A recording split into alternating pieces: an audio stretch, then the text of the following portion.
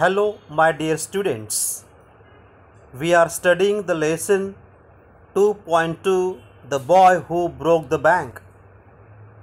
Now, let's start the lesson from page number 51. From the line,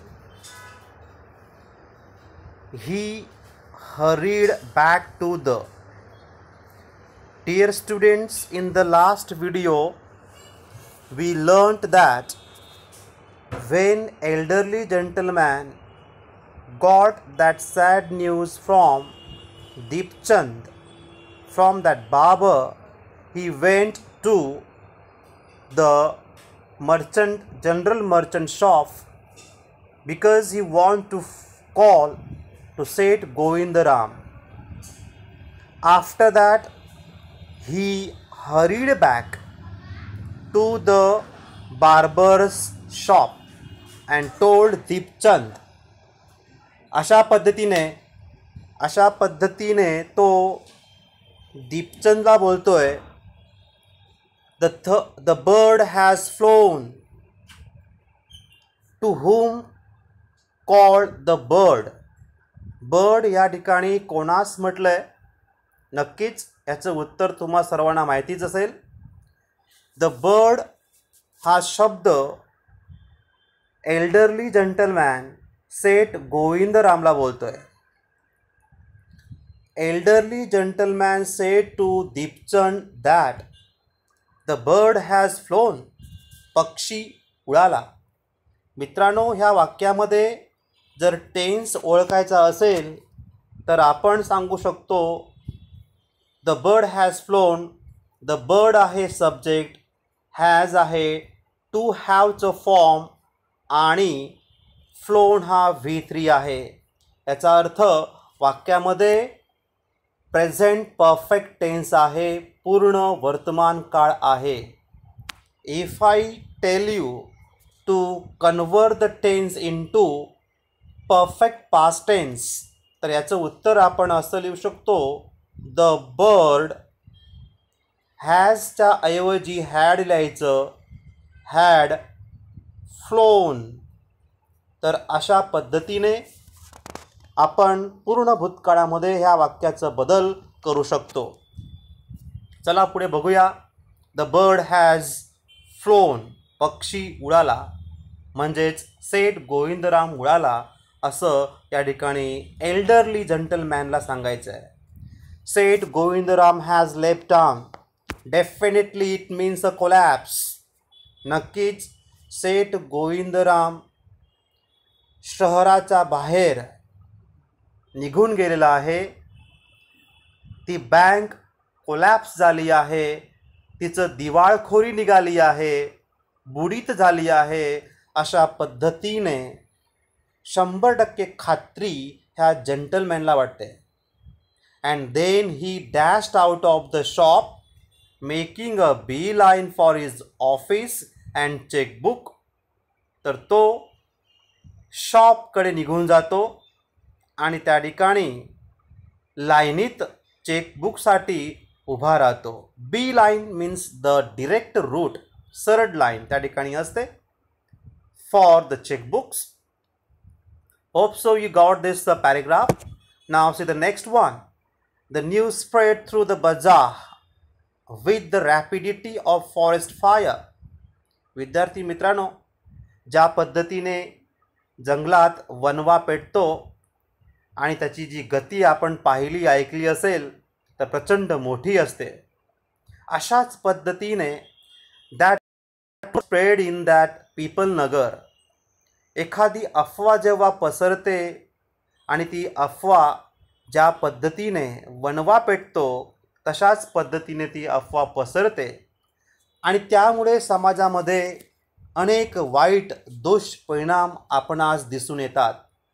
same thing is here of the Peepul नगर.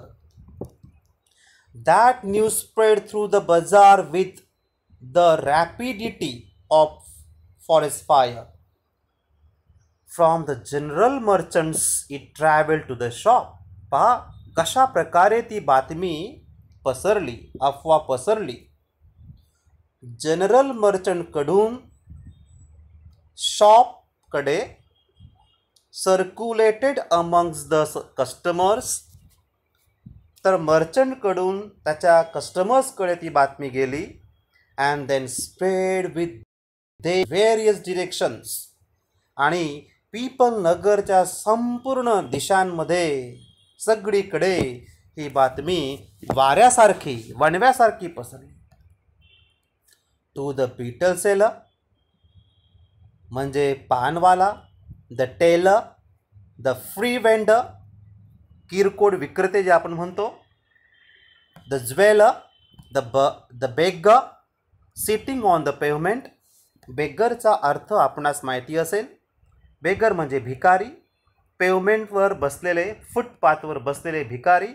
अशा विविध घटकांपर्यंत ती बातमी पसरली. याचा अर्थ असा की पीपल नगर बँक बुडाली ही बातमी वाऱ्यासारखी संपूर्ण पीपल नगरमध्ये पसरली.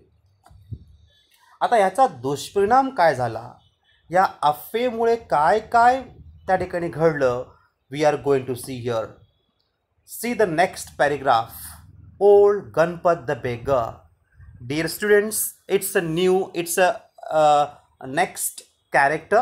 एक नवीन पात्र या ठिकाणी समोर येतं आहे आणि ते आहे Ganpat the beggar.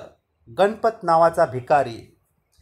Dear students, this paragraph is also so funny, very interesting. Like the above paragraph of Deepchand, we studied in the last video. Deepchand was a hairdresser. He was a barber and he was doing shaving of elderly gentleman. When the gentleman heard that bad news, he dashed off, ran out. Actually, one-sided shaving was remain. Funny thing, interesting thing, dear students. Like this here about the Ganpat had a crooked leg. See the word crooked चा अर्थ आहे not straight. अपंग म्हणतो, पायाने अधू, पायाने अपंगत्व असलेला हा ओल्ड गणपत भिकारी. He had been squatting on the pavement for years. इथे सुद्धा एक शब्द आहे स्क्वॅटिंग. अर्थ बघूया स्क्वॅटिंगचा. ऑक्युपाईंग, ऑक्युपाय करणं, व्यापणे, सांभाळलेलं आपण ज्याला म्हणतो. तर he had been squatting on the pavement for years. अनेक वर्षांपासून तो गणपत फुटपाथच्या एका जागेवर नेहमी बसत असे. कशासाठी? Calling for arms. पहा, आर्म्स म्हणजेच भिक्षा, भीक मागणे. तर अशा प्रकारे तो त्या ठिकाणी बसून अनेक वर्षांपासून पायाने अपंग हा ओल्ड गणपत भीक मागत असे. पहा, इथे एक वाक्य आहे, ते सुद्धा टेन्सचं. ही had been squatting on the pavement for years. या वाक्यामध्ये टेन्स जर आपण पाहिला तर तो आहे परफेक्ट कंटिन्युअस पास्ट टेन्स. कारण वाक्यामध्ये हॅड आहे, बीन सुद्धा आहे आणि V4 आहे. याचा अर्थ वाक्यामध्ये पूर्ण अपूर्ण भूतकाळ आहे. जर तुम्हाला सांगितलं ह्या वाक्याचं रूपांतर पूर्ण अपूर्ण वर्तमान काळामध्ये करा तर कसं करणार? If I tell you to change the tense in perfect continuous present tense, तर याचं उत्तर आपण असं लिहू शकतो की हा जो हॅड आहे ह्याचा ऐवजी फक्त हॅज घ्यायचा, बाकी वाक्य आहे तसं लिहायचं. He has been squatting on the pavement for years असं जर आपण उत्तर लिहिलं तर त्यामध्ये पूर्ण अपूर्ण वर्तमान काळ येईल. ओके, पुढे बघूया. In the evening someone would come. संध्याकाळी कोणीतरी त्या ठिकाणी यायचा. With borrow and take him away. आता बोरो म्हणजे काय? बॅरोचा अर्थ आहे कार्ट आणि कार्ट म्हणजे गाडी. कोणीतरी एकजण दररोज संध्याकाळी गाडी घेऊन त्याला घेण्यासाठी तिथे यायचा. पहा, very funny dear students, very interesting.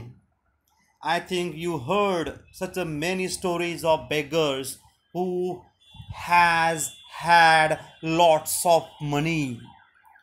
I think you read the news in newspapers and so on. तर पहा, अशा प्रकारे कोणीतरी एक व्यक्ती रोज संध्याकाळी ठरलेल्या वेळी कार्ट गाडी घेऊन त्याला घेण्याकरता यायचा. He had never been known to walk. लोकांना माहिती होतं, त्या ठिकाणच्या लोकांना, की हा गणपत हा भिकारी पायाने अपंग आहे. He could not walk with his legs. तो आपल्या पायाने चालू शकत नाही. The people knew this. परंतु काय होतं पहा, but now on learning that the bank was about to collapse. जेव्हा त्याला समजलं, गणपतला जेव्हा ही बातमी त्याने ऐकली की पीपल नगर बँक कोलॅप्स झाली आहे, बुडाली आहे, गणपत ॲस्टोनिस्ड एव्हरीवन. गणपतनी त्या ठिकाणी असलेल्या सर्वांना ॲस्टोनिस्ड केलं, आश्चर्यचकित केलं. Leaping to his feet. आता कशा प्रकारे त्याने ॲस्टोनिस्ड केलं? Why the people? Why everyone who was astonished there? कारण दिलंय, because Ganpat leaping to his feet. Ganpat चक्क आपल्या दोन्ही पायांवरती उड्या मारत होता. पहा, लोकांना असं माहिती होतं की हा पायाने अपंग आहे, चालू शकत नाहीये. आता मात्र तो दोन्ही पायाने ठणठणीतपणे उड्या मारतोय. Leaping to his feet and actually running at top speed with the direction of the bank. प्रचंड स्पीडनी बँकेकडे धावत सुटला. See dear student, it is so funny. I told you, very interesting. It soon became known that he had 1000 rupees in a saving. म्हणे त्याचं त्या बँकेमध्ये 1000 रुपये शिल्लक होती, बचत होती. पहा विद्यार्थी मित्रांनो, या ठिकाणी एक वाक्य आपण घेऊया. ग्रामरचं वाक्य आहे, गणपत ॲस्टोनिस्ड एव्हरीवन. फार सोपं वाक्य आहे. ह्या वाक्यामध्ये 3च शब्द आहे आणि माझा प्रश्न आहे, see we change the voice. कसं बरं करणार? प्रथमतः ह्या वाक्यामध्ये आपण टेन्स ओळखणार. तर ह्या वाक्यातला टेन्स कोणता आहे? वाक्यामध्ये सिंपल पास्ट आहे. कारण सब्जेक्टच्या नंतर, गणपतच्या नंतर ॲस्टोनिस्ट हा V2 आहे आणि म्हणजेच या ठिकाणी सिंपल पास्ट आहे. दुसरी गोष्ट अशी आपण पाहतो की जर सिंपल टेन्स असेल तर चेंज द व्हॉइस करताना, पॅसिव्ह व्हॉइस करताना आपण पहिली रचना वापरतो. त्या रचना मी तुम्हाला लिहून दिलेल्या आहेत.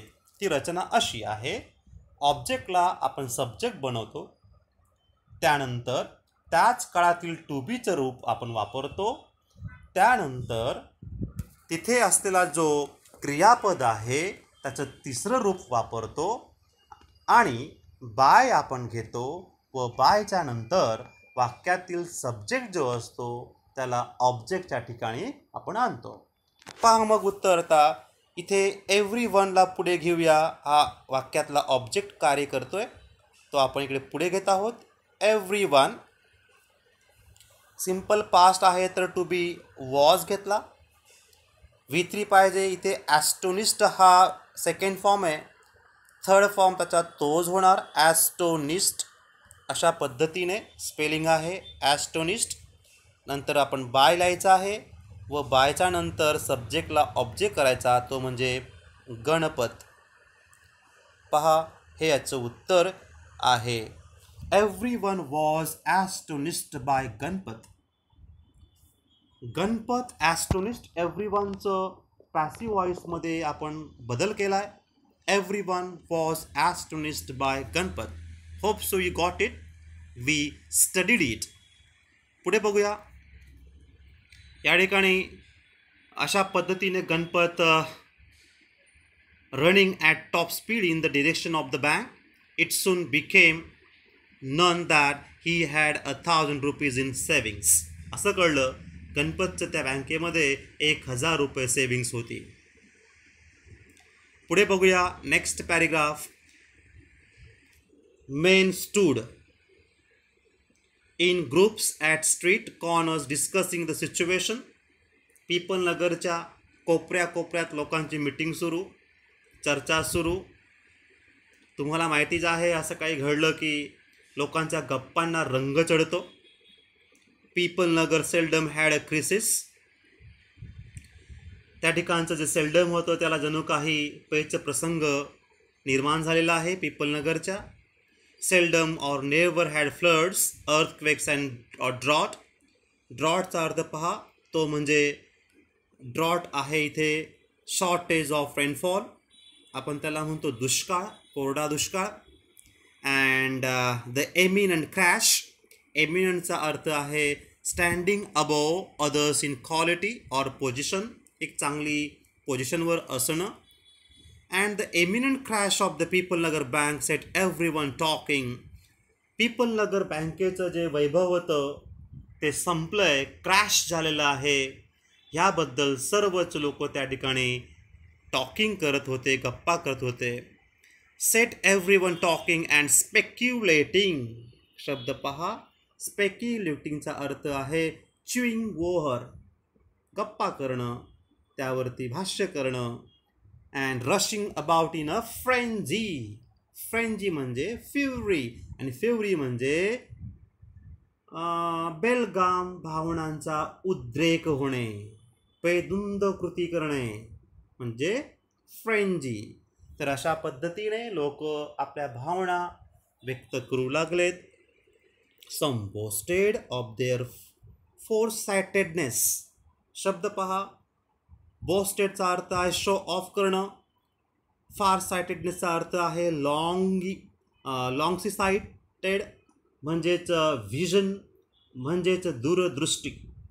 विद्यार्थी मित्रांनो, आपण पाहू शकता ह्या पॅरेग्राफमध्ये drought, eminent, speculating, frenzy, boasted, फोरसाइटेडनेस अशा प्रकारचे हार्ड वर्ड्स, हायलाइट वर्ड्स आपण पाहत आहोत. त्यांचे अर्थ देखील बाजूला आहेत. Congratulating themselves on having already taken out their money. काही लोक एकमेकांचं अभिवादन करतायत, कारण ज्या लोकांनी त्या बँकेतनं आपले पैसे विथड्रॉ केलेले आहेत, काढलेले आहेत, असे लोक आनंद व्यक्त करतायत. Or on never having put any in. किंवा ज्यांचं काहीच त्या बँकेमध्ये पैसे नाही आहेत, सेव्हिंग नाही आहेत, such people they were congratulating each other. Others speculated on the reasons for the crash.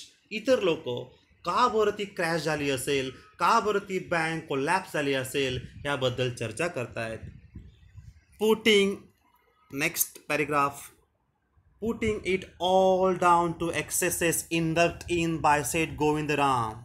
पहा, इथे एक फ्रेज आहे इंडक्ट इन चा अर्थ आहे टू पार्ट इन समथिंग, सहभागी होणे, असणे, किंवा बिझी असणे, busy in, engrossed in, meaningful phrases या ठिकाणी आपण घेत आहोत. विषय एकच आहे सेठ गोविंदरामचा, त्या पीपल नगर बँकेचा. The Seth had fled the state, sed one. आता पहा कशा प्रकारे लोकांच्या गप्पांना रंग चढलाय ते आपण पाहत आहोत. अशा रूमर्स जेव्हा पसरतात, लोक आपले मते कसे मांडतात ते आपण पाहत आहोत. लोकांना विषय भेटल्यावरती कसे आपले मत, दूरदृष्टी त्या ठिकाणी वापरतात. याला आपण मॅड डिस्कशन असं देखील म्हणू शकतो, की ज्या चर्चेला कोणताही अर्थ नसतो. अर्थहीन चर्चा म्हणजेच मॅड डिस्कशन. अशाच प्रकारची मॅड डिस्कशन त्या ठिकाणी लोकांमध्ये, त्या ग्रुप्समध्ये सुरू होती. काय गप्पा सुरू होत्या, काय गप्पांमध्ये रंग चढला होता, एक उदाहरण बघूया. The Seth had fled the state, sed one. एक व्यक्ती म्हणतो, अरे सेठ स्टेटच्या बाहेर, राज्याबाहेर निघून गेला आहे, पळाला आहे. He had fled the country sed अनादर. अरे नाही, सेड तर विदेशात पळा आहे. He was hiding in people Nagar sed third. तिसरा तर म्हणतो अरे नाही, तो कुठेच नाही गेला, तो पीपल नगरमध्येच लपून बसलाय, दळून बसलाय. ही हॅड हँग्ड himself from the tamarind tree said fourth. अरे चौथा तर चक्क असं म्हणतो म्हणजे तो मेला. त्याने टॅमरिन ट्रीला हँग करून घेतलंय, फाशी लावून घेतली आहे, अशा पद्धतीने चौथा व्यक्ती आपलं मत मांडतोय. And had been found that morning by the sweeper boy. आणि सकाळी म्हणे जो स्वीपर बॉय होतो त्याला त्याची बॉडी त्या ठिकाणी सापडली, दिसली. अशा प्रकारे this is totally bad discussion was going between the groups of people nagar. In this way, dear children, here we are going to stop our video. Thanks a lot, my dear students. We will meet in next video. Have a nice day. Thank you.